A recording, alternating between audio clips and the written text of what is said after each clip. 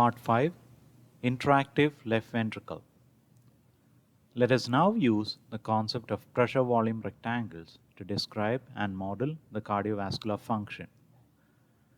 The stroke volume is determined by preload or end diastolic volume, afterload or arterial elastance, and contractility or end systolic elastance. Let us focus on an increase in preload, which results in a corresponding increase in stroke volume.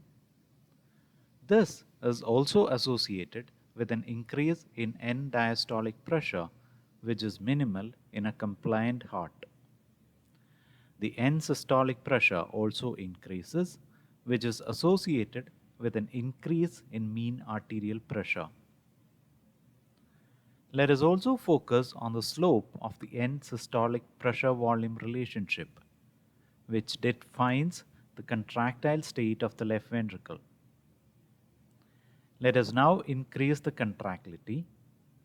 This results in the left ventricle contracting more, resulting in an increase in end systolic pressure with a decrease in end systolic volume.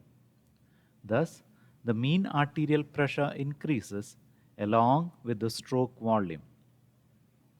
Also note that the increase in contractility amplifies the heart's response to an increase in preload.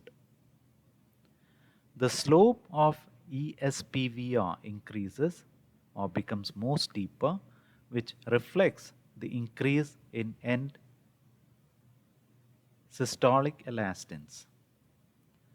Let us now increase the afterload. This results in left ventricle moving along the ESPVR line with an increase in end systolic and systemic pressures, but with a decrease in stroke volume. A decrease in afterload results in better forward flow and stroke volume at the expense of a decrease in systemic perfusion pressures. The end diastolic pressure-volume relationship defines the diastolic performance of the heart. As the left ventricle stiffness increases, EDPVR becomes steeper, resulting in an increased left ventricular end diastolic pressure for a given end diastolic volume. Let us now visualize a clinical scenario. Imagine a patient who is taken into the operating theater with stable hemodynamics. He was given a spinal block which resulted in a decrease in end diastolic volume and an associated decrease in end diastolic pressure, end systolic pressure, and stroke volume. He was started on phenylephrine infusion, which resulted in an increase in pressures, and IV fluids were rushed. Thus, you can see that these rectangles helps us to visualize the left ventricular status in real time and take corrective actions.